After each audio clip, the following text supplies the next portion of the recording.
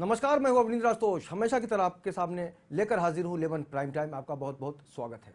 आज जिस तरह से हम मोदी सरकार की उपलब्धियों की बात कर रहे हैं, उनकी चुनौतियों की बात कर रहे हैं, ऐसे में 5 साल के लिए बहुमत मिला है मोदी सरकार को और 1 साल पूरा हो गया है। पूरे देश में जश्न की स्थिति बनाने की कोशिश की जा रही है, लेकिन आम आदमी जिस तरह से लगातार छला जाता रहा इस देश में, हर बार उम्मीद की जाती है सरकार से कि इस साल या अगले 5 साल के अंदर अंदर हमारी स्थिति मजबूत हो जाएगी, हमारे अच्छे दिन आ जाएंगे। लेकिन मोदी सरकार ने जो वादे दिखाए उससे जनता को लगा कि शायद कांग्रेस के पाप से हमें मुक्ति मिलेगी और मोदी सरकार कुछ नया रास्ता दिखाएगी और उस पर हम सब मिलकर बढ़ेंगे। लेकिन 1 साल का अरसा गुजर चुका है और ऐसे में अब परीक्षा की बारी जनता की भी है और सरकार की भी है कि वाकई 1 साल का जो कार्यकाल गुजरा है उसको लेकर जनता क्या सोचती है। तो ऐसे में हम कह सकते हैं कि वाकई मोदी सरकार का जो 1 साल है वो कैसा है, इस पर आज हम करेंगे चर्चा। जिस प्रकार से महंगाई तेज गति से बढ़ रही थी, भाइयों बहनों, हमने महंगाई को रोकने में सफलता पाई। आज महंगाई कम है कि नहीं?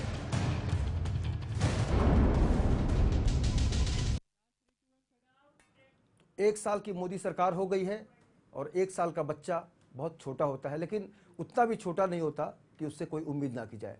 और सरकार की जहां तक बात है तो सरकार ने बड़े बड़े दावे किए थे, बड़े बड़े सपने दिखाए थे, लेकिन अफसोस के साथ कहना पड़ रहा है कि आज तक एहसास नहीं हो पाया कि वाकई किसी के अच्छे दिन आए हैं, क्योंकि महंगाई है और भी बहुत सारी समस्याएं हैं वो जस की तस है। लेकिन आज हम भारतीय जनता पार्टी का भी पक्ष जानेंगे और बाकी लोगों को भी जिंदगी में जो 1 साल के अंदर गुजरा है उसको भी हम जानने की कोशिश करेंगे। अरुण जेटली वित्त मंत्री हैं, उन्होंने सरकार की उपलब्धियों को अपने तरीके से गिनाया है। पहले सुनते हैं अरुण जेटली साहब को।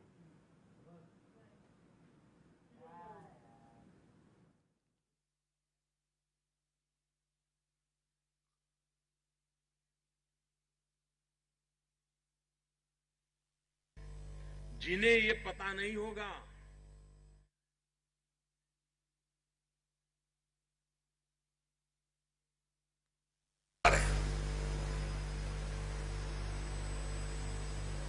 आज मुझे आपसे गर्व से कहना है, 1 साल हो गया नरेंद्र मोदी भाजपा की सरकार पर कोई 25 नए पैसे का भी भ्रष्टाचार का आरोप नहीं लगा सकता, ये हम कहना चाहते हैं। बताइए कर्नाटका के लोगों को कि हम जो कहते हैं वो करते हैं। जहां एक तरफ मनमोहन जी की सरकार, राहुल गांधी की सरकार, सोनिया गांधी की सरकार देश को लूट रही थी, वहीं हम ईमानदारी से काम करते हैं कि हमारे विरोधी भी कहते हैं इस सरकार पर कोई दाग नहीं है। राहुल गांधी हमसे सवाल पूछते हैं, आजकल कुछ बोलते हैं, पहले चुप रहते थे, शायद चिंतन करने के बाद थोड़ा बोलना शुरू किया है, अच्छी बात है। अपने कम बोलते हैं, जो लिख के आता है उसको याद करके बोल देते हैं, हमें कोई दिक्कत नहीं है। लेकिन मैं उनसे चाहूंगा थोड़ा होमवर्क और करें, थोड़ा लिख पढ़ करके बोले। और जब वो उनसे सवाल पूछते हैं, कांग्रेस के लोग सवाल पूछते हैं, तो कांग्रेस के लोगों को जवाब दीजिए कि 10 साल में जो आपने करके दिखाया है उसके झाड़ू से साफ करते करते हमें काम करना पड़ रहा है। इतनी गंदगी आपने छोड़ी है कि अभी तो 1 साल में हमने साफ ही किया, उसको करके दिखाया है। आज महंगाई कम है कि नहीं? संकट में रहा है और इसलिए कुछ नॉर्म्स हमने मौसम से पीड़ित किसानों के लिए सहायता करने के लिए उसको लिबरलाइज किया है और भी हम लोग करना चाहेंगे। जनधन योजना 15.5 करोड़ खाते, 25 करोड़ में से 15.5 करोड़ परिवार, उनको बैंक व्यवस्था के साथ जोड़ना, रुपी कार्ड मिले, ओवरड्राफ्ट मिले। मुद्रा बैंक कि 5,77,00,000 छोटे उद्यमी जिनको कोई साधन नहीं था, उनकी फंडिंग हो, स्मॉल एंड पेटी ट्रेडर्स, 50,000 रुपए से लेकर 10 लाख रुपए तक, जिससे अपने व्यवसाय को वो बढ़ा। सरकार कुछ भी बोले, जनता जब बोलती है तो बहुत बड़ा असर देखने को मिलता है। लेकिन इस 5 सालों का जो समय होता है सरकार के लिए, उसमें बहुत कुछ किया जा सकता है और सबसे अहम है कि उसकी शुरुआत हो गई है, 1 साल गुजर चुके हैं और अब तक आम आदमी को कैसा एहसास हुआ है, इस पर आज हम चर्चा करेंगे। हमारे इस खास चर्चा में हमारे साथ शामिल होंगे भारतीय जनता पार्टी के युवा नेता घनश्याम शर्मा जी। घनश्याम जी, आपका बहुत बहुत स्वागत है। और चिश्ती असलमुद्दीन शेख साहब हैं गेसुदराज जी, उनका भी बहुत बहुत स्वागत है। वीसी कुमार हैं हमारे साथ, जो चेयरमैन हैं संकल्प ट्रस्ट के। वीसी कुमार जी, आपका भी बहुत बहुत स्वागत है। सबसे पहले चिश्ती साहब, आपसे जानना चाहेंगे कि ये 1 साल का जो अरसा गुजरा है, आपको वाकई लगता है कि वाकई ये जो सरकार आई है, मोदी सरकार, आपके जीवन में कुछ बदलाव लेकर आई है? अभी तक तो यहाँ इतना समझ में आया है कि पहले जो चीज़ सस्ती थी वो थोड़ी महंगी हो गई है। जैसे फर्ज कीजिए 60 रुपये में दाल मिलती थी तो अब 110-120 में हो गई है। पानी के बीएमसी में जो पहले का पानी आता था जिस रेट में, आज उससे रेट बढ़ गए हैं। सारी चीज़ें आज महंगी हो गई हैं। आज आदमी जो है परेशान है, अपने आप में वो परेशान है। उसकी कमाई कम है, खर्च ज़्यादा है, वो कहाँ तक पूरा करे, कैसे बच्चों को पढ़ाए, क्या करे, उसको समझ में नहीं आता है कि वो करे तो क्या करे जी। आज वो ये सोचता है कि हमने बहुत बड़ी गलती की जो भाजपा सरकार को लेके आए। इससे बेहतर कांग्रेस थी, कम से कम वो कुछ तो सुनती थी, कुछ तो उसके जूं रेंगती थी सर में, कि थोड़ा बहुत तो कम से कम शर्मा शर्मी काम करती थी। नरेगा था, बहुत सारे प्रोग्राम थे हिंदुस्तान के अंदर, लोग कमा खा रहे थे। आज वो चीज़ें बंद गई, स्कीमें खत्म हो गई हैं। अब लोग परेशान हैं। आप गांव में चले जाओ चाहे शहर में चले जाओ, हर जगह लोग परेशान हैं। साल भर में ये हाल है तो 5 साल में क्या होगा पता नहीं। लेकिन 4 साल में अगर हम उम्मीद की बात करें तो आपको लगता है कि उम्मीद की किरण बाकी है या खत्म हो गई, आप मानते हैं? देखिए साहब, एक बात बता दे, उम्मीद की किरण तो इंसान की लाइफ में कभी बंद ही नहीं हो सकती। जब तक जिंदा है उम्मीद की किरण जागती रहेगी।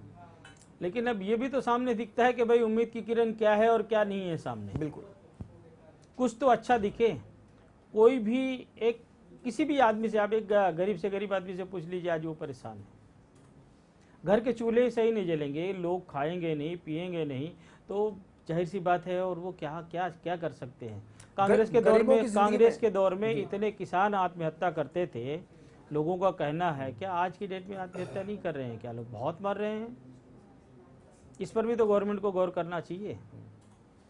तो सरकार को गौर करना चाहिए कि आम आदमी कितना खुश है या नाराज है।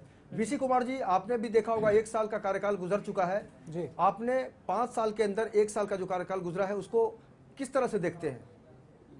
देखिए, अभी हमारे प्रबुद्ध मित्र जो इस पैनल पे बैठे हैं उन्होंने कहा कि उम्मीद तो कभी ख़त्म नहीं होती है जी, लेकिन उम्मीद अलग चीज़ है और जो बीता हुआ कल है, जो अभी हाल फिलहाल में शुरू हुआ था, वो बिल्कुल अलग चीज़ है। तो आकलन अब दोनों का होगा जी। पहला ये कि बीते 1 वर्ष में हुआ क्या, तो पहले उसकी चर्चा अगर कर लेंगे तभी हम आगे आने वाले 4 साल की उम्मीद के बारे में बात करेंगे। ठीक बात। बीते हुए कल में हम लोगों को, मैं तो देखिए एक सामाजिक संस्था चलाता हूँ, धरोहर संकल्प ट्रस्ट, और उसमें लोगों के तरफ से आवाज़ रखने का हमें हक दिया जाता है कि भाई सरकारें क्या कर रही हैं जो लोगों की उम्मीदें पूरी हों जी। मुझे ऐसा लगता है कि अगर 10 का पैमाना हो मार्क्स का, तो इस सरकार को 5 से अधिक तो नहीं दिए जा सकते। 5 भी इसलिए कि ये साल अभी एक ही हुआ है और इसमें 2.5 साल होने पर 5 दिए जाते तो काफ़ी बेहतर होता, लेकिन 1 साल में 5 दिया जाना बहुत अपने आप में एक उनके लिए बहुत दुखद बात होगी। लेकिन हम तो वही कहेंगे जो हमारे आसपास महसूस किया जा रहा है। महंगाई बढ़ रही है और ऐसी चीज़ों की महंगाई बढ़ रही है जिन पर अगर सरकार की इच्छा शक्ति होती, विल पावर जिसे कहते हैं, पॉलिटिकल विल पावर होता, तो ये कंट्रोल हो सकता था। और इतने प्रबुद्ध लोग इतनी सारी बातें इतने वर्षों से करते आए और इन रोज़मर्रा की चीज़ों की कीमतों को कंट्रोल नहीं कर पा रहे हैं। ये समझ से परे है। ये अच्छे दिन है कि बुरे दिन है? अच्छे दिन तो डेफिनेटली नहीं है, चले गए। अच्छे दिन तो हैं ही नहीं, और बुरे दिन तो जनता के लिए भी हैं फिलहाल। और वो इसलिए कि हम आप जितने भी लोग हैं जो उम्मीद लगाए बैठे थे कि 1 साल में कुछ ऐसी चीज़ें, अब अक्सर ये बात हो जाती है कि पिछले 1 साल में कोई भी भ्रष्टाचार नहीं आया। क्या सरकार को इस बात पर पॉइंट दिया जाएगा कि भ्रष्टाचार नहीं आया, इसका मतलब पिछली सरकार को सिर्फ इस बात के लिए पॉइंट घटा दिया जाएगा कि उसने बहुत भ्रष्टाचार किया। भ्रष्टाचार तो हर स्थिति में निंदनीय है, उसको बिल्कुल दरकिनार कीजिए, आप इसको तमगे में न रखिए। आप इसको ये बताइए कि अब हमने ये नॉर्म सेट किया है, इस नॉर्म को आप मेडल में मत लीजिए। ये मेडल अगर पिछली टीम कोई 25 रन बनाकर ऑल आउट हो गई और आपने 45 रन बना दिए, तो आप ये मत कहिए कि हम बहुत बढ़िया खिलाड़ी हैं। 45 भी बहुत कम स्कोर होता है एक 10 खिलाड़ियों की टीम के लिए, जिसमें 10, ये बिल्कुल बेमानी बात है। और उसको तो जो भी अगर छेड़ रहा है तो जनता को बेवकूफ़ बनाने की कोशिश कर रहा है, और आई एम सॉरी, जनता इतनी बेवकूफ़ नहीं है। ठीक है, जनता इंतजार करेगी 4 साल और। जनता नहीं 4 साल नहीं इंतजार करेगी। अभी बिहार के चुनाव आने वाले हैं, फिर यूपी के चुनाव आएंगे। हर जगह इनसे उम्मीद, जिस तरह से इन्होंने उम्मीद जगाई है, हर जगह पर इनको बिल्कुल चेतावनियां मिलेंगी। दिल्ली में मिली,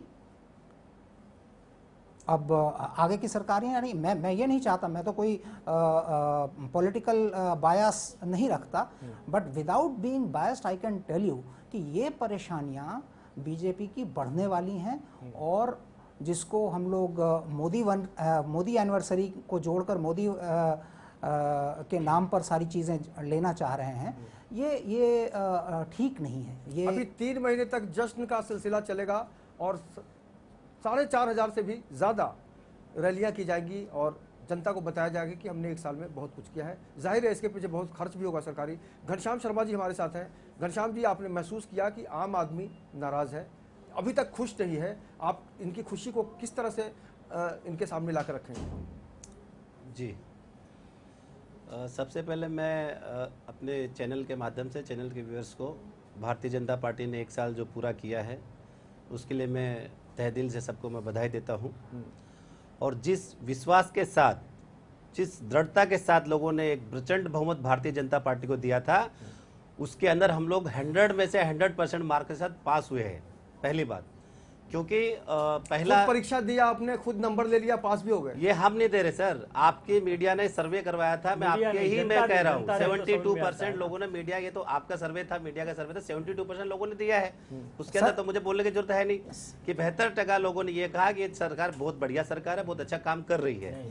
मोदी जी का सबसे पहले जिस प्रचंड बहुमत का सम्मान करते हुए मोदी जी को सबसे पहले चुना, जिस काम के लिए चुना था, भ्रष्टाचार मुक्त शासन देना, ये पहला उनका काम था। उन्होंने पहले आते ही सबसे पहले 1 साल के अंदर आपने देखा कोई दाग, कोई प्रकार की टिप्पणी ये सरकार के ऊपर नहीं है, भारतीय जनता पार्टी सरकार पे नहीं हुई है। तो ये हमारे बड़ी उपलब्धि है। उसका साइड इफेक्ट भी आ गया ना सर? नहीं, उपलब्धि सर इतनी नहीं होनी चाहिए। साइड इफेक्ट कुछ नहीं है, मैं आपको कह रहा हूँ। मेरी बात सुनिए, आप उपलब्धि ऐसे ना गिनाए कि अगर 72% हम मार्क्स दे दें, बाकी का 28% आप अपने आप जोड़ लें। नहीं, ये तो नहीं, ये थोड़ा ज्यादा हो गया। देखिए, ये तो कुछ मीडिया के भी तो कुछ उसमें मैं उस पर टिप्पणी नहीं करना चाहूंगा। सवाल मीडिया का नहीं है, सवाल सरकार का है कि हमें अब तक एहसास क्यों नहीं हुआ। जो उनकी फर्स्ट प्रायोरिटी थी आशुतोष जी, उन्होंने आते ही भ्रष्टाचार मुक्त शासन दिया, सभी लोग खुश हैं। दूसरा उनका जो था जनधन योजना, जो भारत के अंदर एक बहुत बड़ी चीज थी, ये इसके पीछे खोलने का कारण यही था। एक गरीब आदमी पहले बैंक में जाने से डरता था,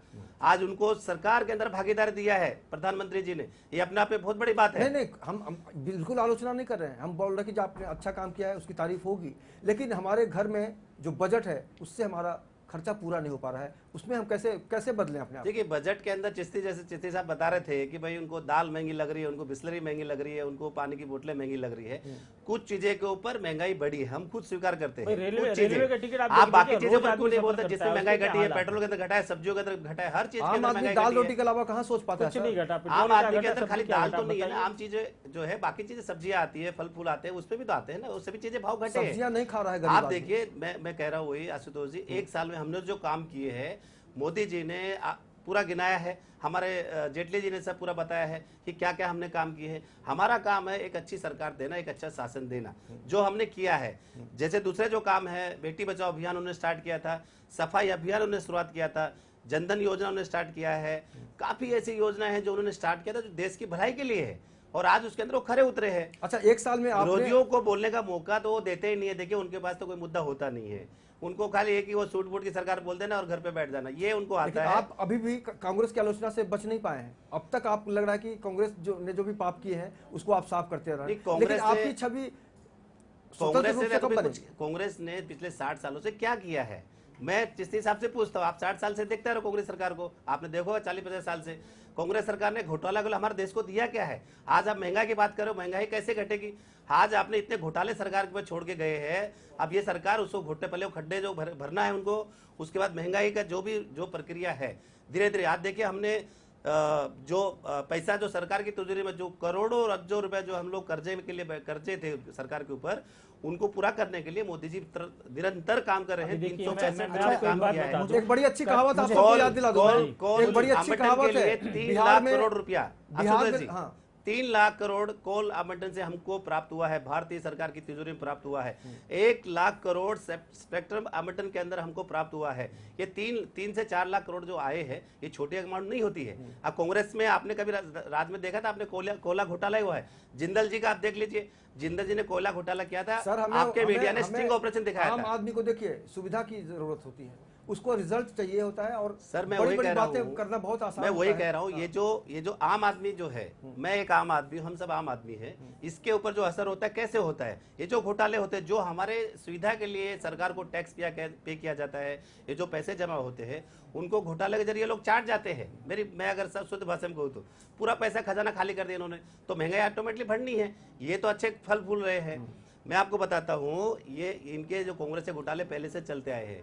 इंदिरा गांधी जी एक सशक्त नेता थी, देश की प्रधानमंत्री थी, हमको गर्व है, ऐसी बात नहीं, वो बहुत बढ़िया उन्होंने शासन किया, लेकिन उनके टाइम में भी कितने घोटाले हुए आप देखिए। खुद उन्होंने, इंदिरा जी ने खुद संजय गांधी जी को आज एक पैसेंजर व्हीकल स्टार्ट करने, मारुति उद्योग जब आया था, मारुति स्टार्ट हुई थी, उसके अंदर उनको लाइसेंस दिलाने के इंदिरा गांधी जी ने एक सिफारिश की थी।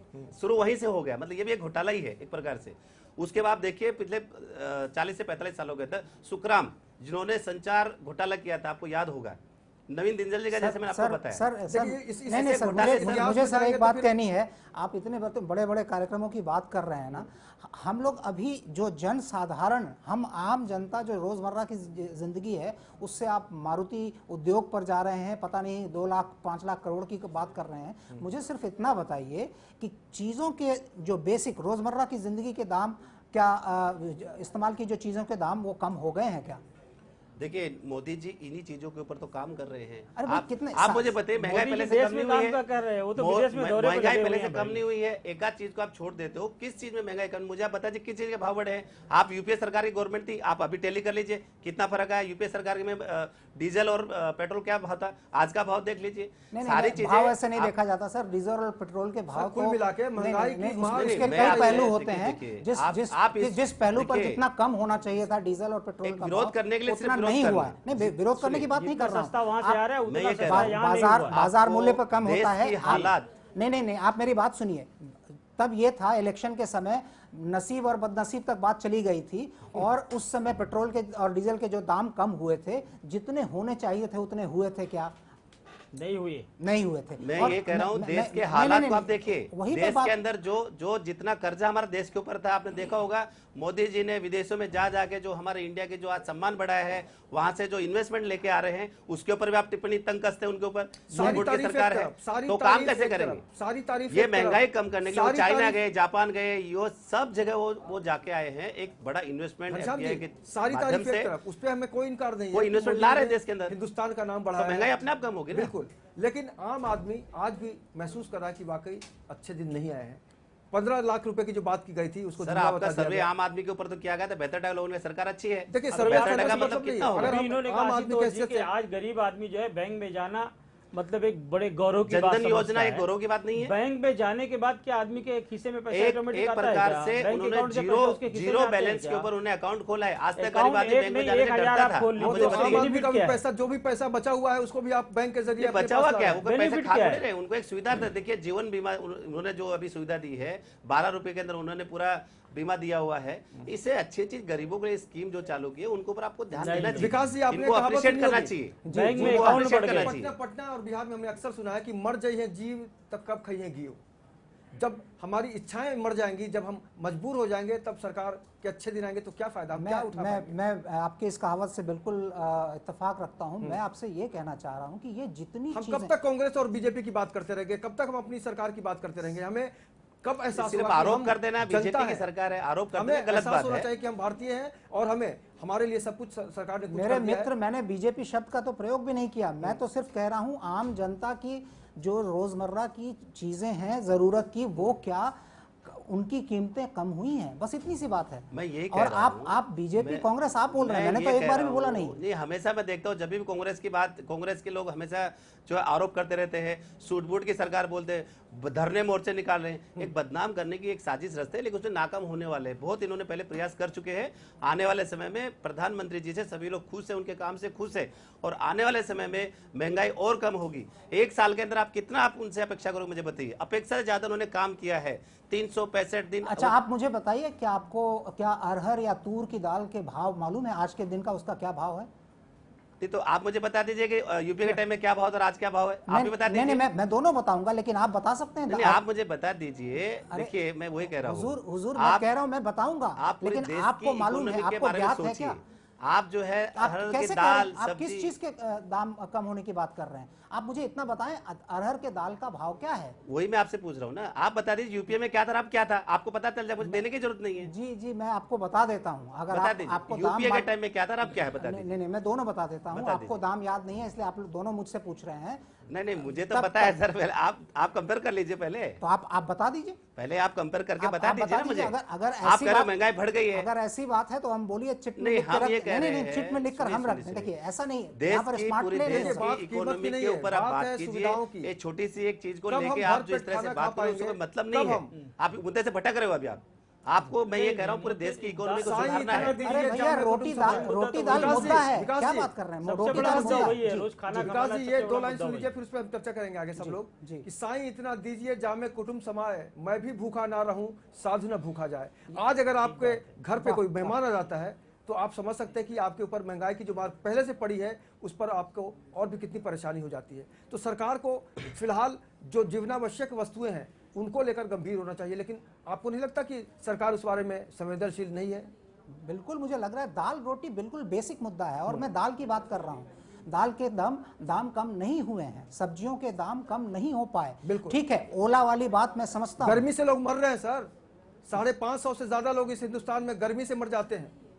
तो ये कैसा देश है? देखिए, कुछ प्राकृतिक त्रासदी भी होती है, उसके लिए भी सरकार निपटने आप के दाल लिए की तत्पर दाल है। की दाल की बात कर रहे थे, क्या हुआ? दाल से आप दूसरी तरफ क्यों चले गए? देश का जो मूड है पूरा बदल चुका है। दाल रोटी खाओ, मोदी के गुण गाओ। दाल जी की जो दाल की बात हो रही थी, हमारे जो भाई साहब कह रहे थे, देश का मूड जो बदल दाल का चुका है, रेट तो उसमें कम से कम आपका मूड बताइए ना क्या बदलिए है। और आप अपने दिल पर हाथ रख के सोचिए कि ये मोदी सरकार ने जो काम किया है, क्या वो सही नहीं है? क्या देश में हमारा सम्मान नहीं बढ़ा विदेशों के अंदर? क्या एक शक्तिशाली सरकार हमने देखिए, नहीं मोदी दी है? सरकार हमारी सरकार है, तो अगर हम घर उस पे में महंगाई और कम करेंगे। देखिए सर, जब आदमी भूखा होता है ना सर, मेरी बात सुनिए सुनिए सर, जब आदमी भूखा होता है ना, तो सम्मान उस समय उसके लिए उतना आवश्यक नहीं रह जाता जितना कि पेट भरना। आप इस बात को समझिए। यही सब जमीन से जुड़ी हुई बातें हैं, इनको मुझे ये समझिए। बताइए कि आप मुझे बताइए, क्या महंगाई यूपीए के टाइम में बहुत कम थी या अब बढ़ गई है? बता तो रहे हैं। मैं ये कह रहा हूँ पहले से कम हुई है। हैं। मैं ये नहीं कह रहा दाल का भाव हम मान रहे हैं, खुद मोदी जी ने आज भी कहा है मोदी जी की कि सरकार कुछ है, चीजों के यूपीए भाव की कम बात नहीं कोई हुए, जरूरी नहीं है कि हम कुछ चीजों के भाव कम नहीं हुए। डबल हो अगर गए आप हैं मुझे भाई। बोलते मैं रेट लिस्ट लिखा था, आपको पूरा डिटेल में बात कर लेता था। मुझे नहीं पता आप ऐसे सवाल करोगे मुझसे, लेकिन अगर पूछा तो अगले डिबेट में आ जाए। भाई मेरे, आप जो रेट की बात कर रहे हो, आप कार्यकर्ता, भारतीय जनता पार्टी के नेता हैं घनश्याम जी। भाई मेरे, आप कार्यकर्ता बाद में हैं और एक आम आदमी पहले हैं, और एक आम आदमी को दाल का भाव पूछने पर उसको रेट लिस्ट लाना पड़े, ये तो मेरे समझ की बाहर की बात है। नहीं, आप अभी मुझे ये जो आम लोगों ने 72% उनको जो एक दिया है, एक अच्छा मैंडेट दिया है कि 72% गवर्नमेंट अच्छी है, तो वो आम लोग नहीं थे, वो खास लोग थे। वो कौन थे? हम लोग इन्होंने का बाजार भाव की बात नहीं कर रहे हैं कि दाल का रेट तो उस मंडी में क्या और इस मंडी में क्या है। 72% बोला है, वो आम लोग ही थे, आपके और मेरे जैसे लोगों ने ही दिया उनको। और आम लोग को सर दाल का चलिए, भाव कुल मालूम मिला रहता के है। विकास जी, वक्त की कमी है, इसलिए ऐसे में समझा जा सकता है कि वाकई मोदी सरकार से जो उम्मीदें हैं उसको लेकर हमें आशान्वित होना चाहिए, क्योंकि 4 साल बाकी है। लेकिन हम उम्मीद करेंगे कि वाकई घनश्याम जी, महंगाई इतनी ना रहे कि आम आदमी परेशान हो जाए। अगर थोड़ी सी राहत देने की आप घोषणा करेंगे चलते चलते, तो हम चाहेंगे कि एक लाइन में आप जरूर बताइए। मैं आपको पूरा विश्वास के साथ कहता हूं, आदरणीय मोदी जी इसके ऊपर बहुत ही मन लगा के पूरे विश्वास के साथ काम कर रहे हैं। आने वाले समय महंगाई इतने स्तर पे नीचे आ जाएगी कि मैं बोलता हूँ 20-25 साल तक आपको बोलने की जरूरत ही नहीं पड़ेगी कि बीजेपी ने कुछ काम नहीं किया है या कुछ। चलिए, हमारी पूरे हिंदुस्तान का मूड बदल चुका है। बिल्कुल, हमारी पूरे अच्छे दिन आने वाले, अच्छे दिन पूरे दिन, जो बुरे लोग हैं उनके अच्छे दिन कभी ना आएंगे ना आने वाले हैं। सभी लोग मोदी जी ऐसे लोगों को छोड़ने वाले नहीं है। हर किसी को हक है अच्छे दिन की बात करें, और इस देश में सरकार है, और जाहिर सी बात है थोड़ा वक्त गुजरा है, बाकी वक्त गुजरेगा। सभी कार्यकर्ता, चिश्ती साहब आपका बहुत बहुत शुक्रिया। रोजमर्रा की चीजों के दाम घनश्याम जरूर जी, जाने। आपका भी बहुत बहुत शुक्रिया। विकास जी, आपने समय निकाला, हमसे चर्चा की, आपका बहुत बहुत शुक्रिया। धन्यवाद। तो मोदी सरकार को लेकर इस देश में लगातार बहस छिड़ी हुई है। हर कोई चाहता है कि अच्छे दिन आ जाए, लेकिन सरकार की अपनी भी कुछ सीमा होती है और सरकार को थोड़ा समय और देना चाहिए। लेकिन सबसे अहम है कि हम सरकार को समय देंगे। आने वाले चुनाव में सरकार को पता चलेगा कि उसने जो भी काम किया है उसका रिस्पांस किस तरह से जनता देती है। लेकिन हम उम्मीद करेंगे कि आने वाले दिनों में महंगाई से जो कमर टूट रही है आम आदमी की, उस पर मरहम लगाने में मोदी सरकार ज़रूर सबके आगे आए, ताकि हम अच्छे दिन की कल्पना में अपने आप को और भी शामिल कर सकें। इस चर्चा में आज इतना ही, लेकिन आप लगातार बने रहिए लेमन न्यूज़ के साथ। मुझे दीजिए पूरी टीम के साथ इजाज़त। नमस्कार। जिस प्रकार से महंगाई तेज गति से बढ़ रही थी, भाइयों बहनों, हमने महंगाई को रोकने में सफलता पाई। आज महंगाई कम है कि नहीं?